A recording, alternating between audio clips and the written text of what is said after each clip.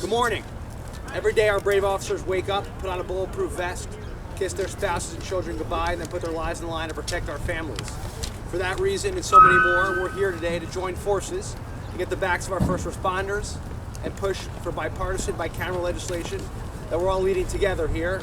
Representative Rutherford from the House, my good colleague, and Congressman Horsford, and Senator Cortez Masto, who will be speaking in a minute, and Senator Grassley in the Senate. I'm very grateful to them for their leadership.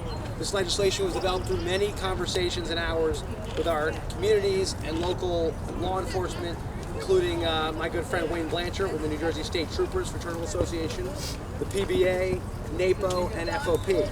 And it's endorsed by key law enforcement organizations, including those here today and others. I'd also like to thank the organizations who made today possible and who are standing here, and you'll hear from the National Association of Police Organizations, the National Sheriff's Association, and the New Jersey State Troopers Fraternal Association. This legislation has 24 original Democrat and Republican co-sponsors, and we all strongly urge leadership to bring this bipartisan legislation to our respective floors for a vote so our communities can be safer. The Invest and Protect Act will make critical targeted investments in our local police departments. It will help ensure that officers in small communities and towns have the resources and training they need to keep themselves and our communities and families safe. This includes resources for investment in de-escalation and domestic violence response training, active shooter trainings, recruitment and retention, mental health resources for our officers, and more.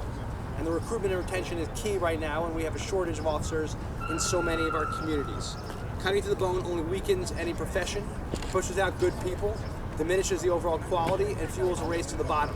We must fund, not defund, local law enforcement to keep them, and again, our families safe. You can have both justice and public safety. You don't have to pick between one or the other. And today's bipartisan legislation will ensure we have both and protect our communities and officers. And with that, I'd like to introduce my good friend from the other chamber. We have very strong bipartisan support there as well. Senator from Nevada, Cortez Masto. Thank you so much. Thank you. First of all, I have to thank Representative Gottheimer and all of my colleagues in Congress who are here to talk about such an important bipartisan legislation, which is the Invest to Protect Act. I also have to thank law enforcement who are here with us today, because this is not possible without all of them. Not only here, but providing us information about the needs in our communities. These law enforcement officers and their counterparts in every state across this country work every day to protect our families. I've seen their dedication throughout my career, including the time that I served as Attorney General in Nevada. I worked side by side with Nevada law enforcement, with agencies big and small, to crack down on crime, prosecute offenders, and protect our communities. And now in the Senate, I'm constantly in communication with our police officers in my state, not just the larger police departments that are in Las Vegas and Reno, but also the smaller agencies in our rural and tribal communities. These smaller police departments in my state are often under-resourced, understaffed, and overwhelmed. And this is true throughout the United States. Most police departments across this country have fewer than 175 full-time officers. In fact, according to the Department of Justice, nearly half of the 18,000 local police departments in the United States have fewer than 10 full-time officers. And these smaller agencies' budgets are strained, and that means they can't always afford the full staff or the proper training they need to keep our families and communities safe. They get less access to federal grant funding. They often don't have the resources to send their officers to training, and their staff is spread too thin. That takes a toll on the physical and mental health of these law enforcement officers as well. And this is part of the reason why we're seeing more officers resign and retire than in previous years. Law enforcement agencies across the country are struggling to recruit qualified candidates. That's why this bipartisan, bicameral legislation that we have introduced is so critical to support these smaller police departments. The Invest to Protect Act provides necessary funding through the Community-Oriented Policing Services, or the COPS program, specifically to help law enforcement agencies with under 175 officers, including tribal law enforcement. enforcement. The funding from this bill will help the vast majority of police departments across this country make meaningful investments in officers and their communities. I know in my state, in every rural and tribal police department, as well as a few in suburbs, like Sparks, Nevada, they would qualify for more support under this bill. This bill unanimously passed the Senate last year, so this is clearly not a partisan issue. Our neighborhoods, families need this legislation. Our law enforcement should know we have their backs. We all want to keep our communities safe and ensure the people keeping the peace are qualified to do it. So once again, I am pleased to be joining all of my colleagues in Congress in support of our police communities across the state. And I thank you for being here, and I thank our law enforcement officers every day for standing guard and protecting our communities. Thank you.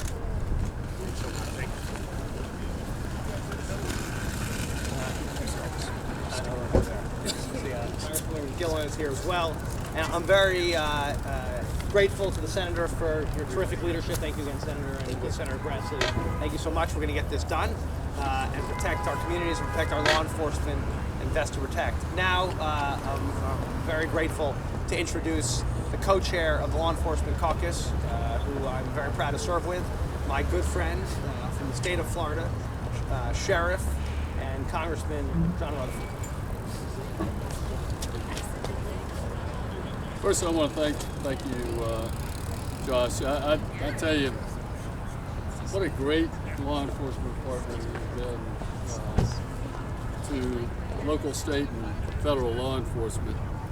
Which I can tell you, as a career sheriff, you know, I had the luxury of being from a modestly large agency, and I've seen firsthand the struggle that the smaller agencies that surrounded my jurisdiction had in getting these resources. So small forces they're often the most resource constrained agencies, and they suffer the most from a lack of training, operational equipment and services, because when budgets get tight, I can tell you most law enforcement administrators, incorrectly I think, as a former training center director, but what they do is they cut their training first, and that's not where they should go.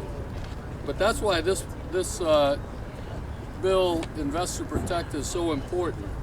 And that's why I'm proud to introduce this with bipartisan legislation from Representative Gottheimer and Senators Grassley and Cortez Masto to make training, retention tools, and mental health care resources more readily available for departments with fewer than 175 officers.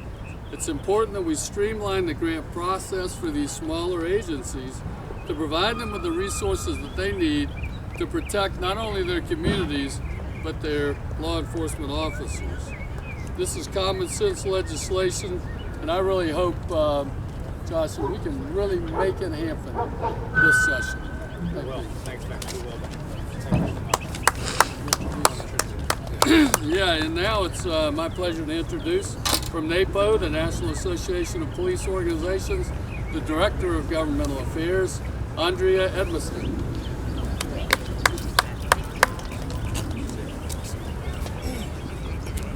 Thank you, Representatives Gottheimer and Rutherford and Senator Cortez, Masto, and Grassley for leading this effort to ensure all law enforcement agencies, large, small, rural, and urban, have the support and resources necessary to serve and protect our communities. I'm here with the National Association of Police Organizations, which represents over 250,000 rank-and-file officers across the country. And we are proud to have worked with you on this bill, and we stand with you in support of it. The Department of Justice's Law Enforcement Assistance Grant Programs provide invaluable resources, training, and assistance to state and local law enforcement agencies. However, small and rural agencies across the country are getting left behind due to the onerous federal grant process. This broad program, created by the Invest to Protect Act specifically for small agencies, which make up a vast majority of our nation's police and sheriff's departments, will go directly to the departments, and the grant process will be made easier, ensuring that these small departments have the resources and funding necessary to help them recruit and retain desperately needed officers, invest in training, and provide their officers with vital mental health resources. Police departments across the country are understaffed, under-resourced, and struggling to retain good, qualified officers. They need the Invest to Protect Act. We're calling on Congress to show their support for our nation's law enforcement and take up this important bill now. Thank you very much.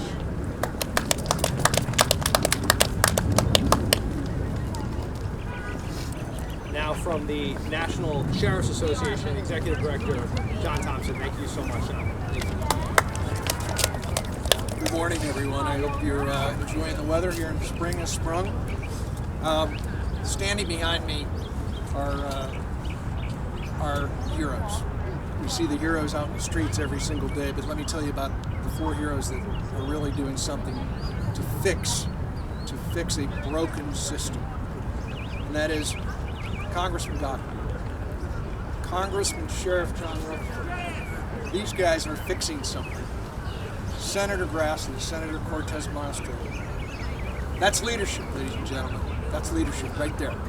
Because we, every day, watch from Washington, D.C., as our small and rural agencies struggle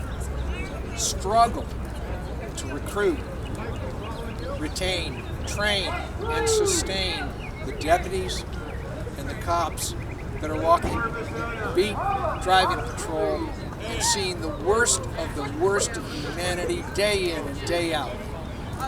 To Andy's point, this sends a message that we in this country support everyone in law enforcement. Not big cities, not major counties, but every single agency across this country. Whether it's Nye County in Nevada or a rural county in New Jersey, which I know there's at least one. We got him. Got him. I represent. Right? Yeah. But ladies and gentlemen, and I'm speaking to the people in the country, in those small rural communities, this is serious stuff. This is important. It is vital. This isn't labor or management, Republican or Democrat. This is what it's about to keep every single community safe and secure. And it allows those officers and those deputies to get the tools, the resources they need to keep your community safe. Here in Washington, we live in a bubble. We have more cops per square inch in this country, in this community, than anywhere else in the country. But let me tell you, you go 50 miles east or 50 miles west, and it's a wholly different picture. They are struggling. They are struggling. Whether it's through killer inflation, or those that want to defund or take away law enforcement. They're struggling. We have got to demonstrate. We have to demonstrate.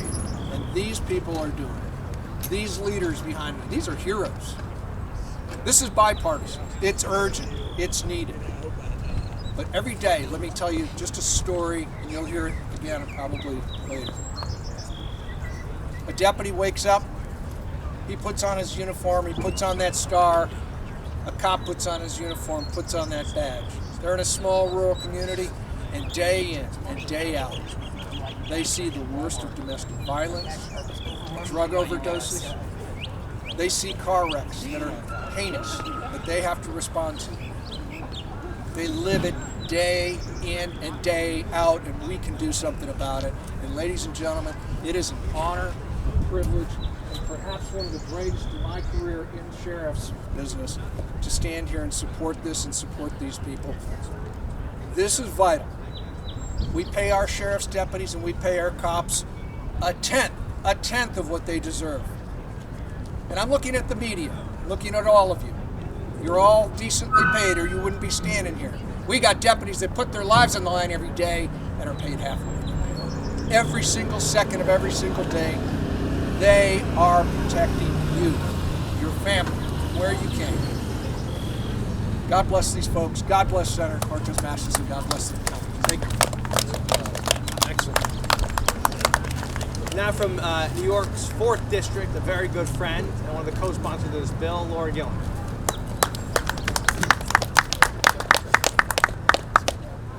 Good morning. Well, I thank my colleagues, Congressman Gottheimer and Congressman Rutherford, for their leadership on this important issue. Every day, the brave men and women of Long Island's Police Department put their lives on the line to keep our communities and our loved ones safe. many of the departments that serve are small to mid-sized departments that are being asked to do more with less resources. Since taking office, I've met with a number of police chiefs in my district, and they've not only shared with me the vital work that their departments carry out, but have also stressed the importance of Congress making targeted, effective investments that help local departments protect their communities and support their officers. The Bipartisan Invest to Protect Act, which has been endorsed by a number of law enforcement groups, including those here today, ensures that our local police departments are properly staffed and funded.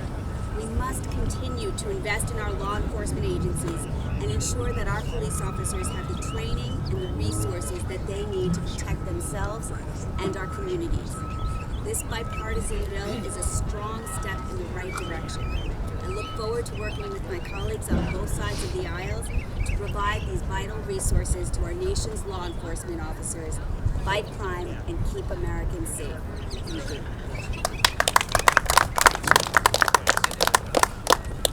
Now, to bring it home strong from the New Jersey State Troopers Fraternal Association, my very good friend and a great leader, Wayne Blanchard.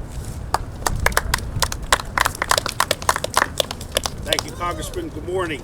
And I just really have to applaud all the sponsors, Congressman Gottheimer, Congressman Rutherford, Senator Cortez, Masto, all the bipartisan sponsors for their commitment to this legislation for a number of years now, a number of legislative sessions. It underscores their commitment to our men and women that put their lives on the line every day. I also serve on the National Troopers Coalition Legislative Committee. Yesterday, we had our day on the Hill, and what I can tell you is, as we lobbied for great public safety legislation, including the Invest to Protect Act, it seems to me that gone are the calls of defunding police. Gone are the calls of defunding police, and I believe that is a great step in progress for our nation. Now, we did hear a lot about transparency and accountability, and we, as police union leaders and police leaders behind me, we share that. We want to have our officers delivering great public service and have the public have tremendous confidence in our men and women that put their lives on the line each and every day. This bill funds the police. This bill gives our officers the tools to establish great public confidence in our men and women on the front lines every day. And, although this legislation focuses on small police agencies, why we support it is each and every day. If one of our colleagues fails, we all fail. So we need to back up our colleagues on the local and county levels, make sure that they have the support they need to succeed, and again, enhance public confidence in our officers. What I would also say, as a representative of 43 state police agencies, some of them are coming dangerously low to that 175 officer or trooper number in their agencies, which would then make them eligible for this act. Why is that? Recruiting and retention is down. Recruiting and retention has problems right now. That is one of the utmost important aspects of this bill, to help all of our police agencies recruit and retain talented officers. With the mechanisms in this bill, of officer bonuses and education incentives, we believe we're going to attract better candidates each and every day. The most important thing that I spoke about, as far as instilling confidence, giving our officers and our troopers the tools to go out and perform at a high level and instill public confidence, the comprehensive training access in this piece of legislation is second to none. Some of the aspects, de-escalation tactics, handling mentally ill persons, which is crucially important to diminish the use of force issues out on the street, active shooter programs, enhancing training for officers that protecting our most vulnerable, our kids in school. School shootings have been out of hand for many, many years in this country. And as our men and women put their lives on the line each and every day and see these horrible things, this bill provides funding mechanisms for access to mental health and resiliency for our officers to protect those who protect the public each and every day. We're so thankful to the sponsors for including all of these mechanisms. And as I finish up here, like I said, we don't hide from oversight, transparency, and accountability. We never did, we never will. And in this bill, there are oversight mechanisms to ensure that this program is a success and will be monitored by the Attorney General. We support that because we never hide from anything or what we do. We are confident in what our men and women do, and this bill is crucial to enhancing our officers and troopers' performance. Thank you to all the sponsors. God bless.